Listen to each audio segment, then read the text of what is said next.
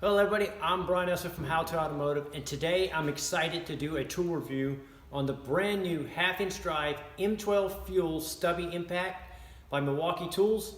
So a few months ago, Milwaukee sent me to the 2018 New Tool Symposium, and the highlight of the show were the stubby impacts. So I'm excited to do a little review on these and show you what they can do.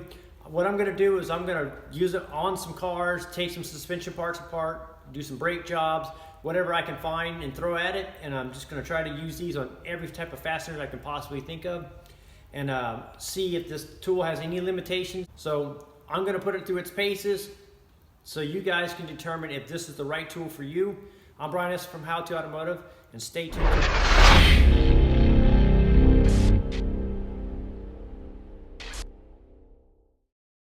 Milwaukee sent me the 1/4 inch 3/8 drive and the 1/2 inch stubby impacts to try out. This video is all about the 1/2 inch drive. Make sure you're subscribed to the How to Automotive YouTube channel and click the bell notification. That way you can check those other reviews out. So Milwaukee sent me the Bear tool. It's the 2555/20. If you want the kit form, it's 2555/22. I have a collection of Milwaukee tools. You can order the Bear tool like this, like they sent me, or you can get it in kit form, which will come with a carrying case like this. And then inside the carrying case will be 2 batteries, a 4 amp hour battery, a 2 amp hour battery, and a charger with the tool.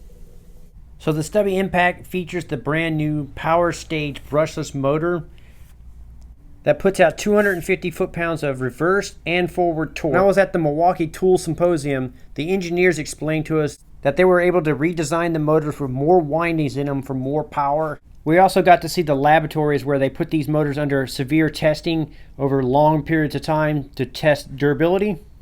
One of the things they added to the stubby is this 4 control modes here. So control mode 1, if you put it in control mode 1, by pushing the button on the top until the 1 lights up, when you squeeze the trigger, it has 1200 RPMs. You push it again, it switches to power mode 2, which is 1800 RPMs, and power mode 3 is 2700 RPMs.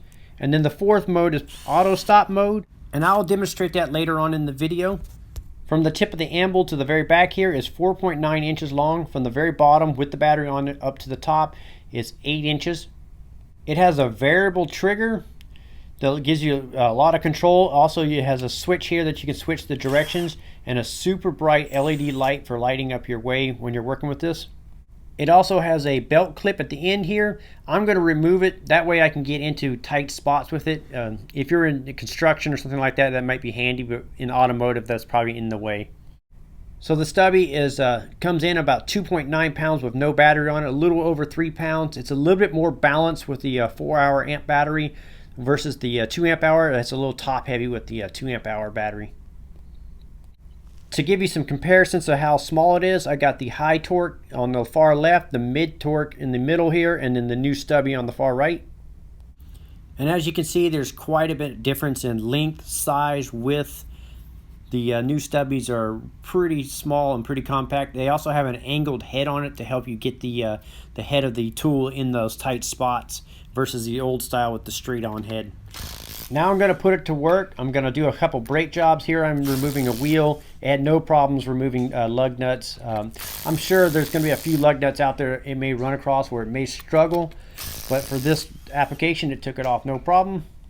So 14 millimeter nuts that hold the caliper onto the bracket here are no problem for the stubby impact. As you can see, that LED light really lights up the workspace, giving you a good visibility as you work. Here on the back, this is a 22 millimeter that's holding the bracket on to the spindle. And if you listen, it had to hammer for a few seconds on it before it broke it free. These bolts did have a lock washer with Loctite on them, or thread locker on them. If I was using a regular impact gun, I would have had to use a wobbly socket on it. I would have made contact with the lower control arm, but I was able to get the stubby impact in there. So you can use the variable control trigger to tighten down fasteners and control the torque, or you could switch it into what I like to do is put it in mode 4. So what you do is as you squeeze this trigger, it's going to run this fastener in until it gets to 10 foot-pounds of torque. So you run them in until it basically just bottoms out and stops and automatically shuts off. That way you can go back over it with a torque wrench and put it at the final torque to what you want. So the main reason for owning a tool like this Stubby Impact would be for speed and convenience of getting in those tight spots. And that's exactly what this tool provides. But the tool does have limitations. It's not going to take off every fastener if you run across. You may have to crack a few of them free with a breaker bar or a ratchet first before you get some of them off. Just loosen them up a little bit and then use the tool to finish it off. It's a support tool, I would say. So I use the tool to do about 3 or 4 brake jobs, some engine repair, and on one battery charge, and I still had a half a battery left. The battery life on it is really good. So as you can see, using it to service brakes is going to be a pretty handy tool. It's going to get most of the stuff off. In this footage here, I captured that auto stop perfectly. So you squeeze the trigger until it hits 10 foot-pounds and it automatically shuts off. That's the tool doing it all by itself. Then I was able to go over the final torque. It works really well with doing light suspension work, such as these pitman arms removing on this old Mercedes. Another observation I made was that the power, when you pull the trigger, there's not a lot of vibration in the anvil and transmit it through the handle. So it's really smooth in your hand. That's a plus, I would say. So this tool is great for brakes and suspension work. Also, it's great for using it for engine work. I'm using mode 4 here to run this crank pulley bolt in.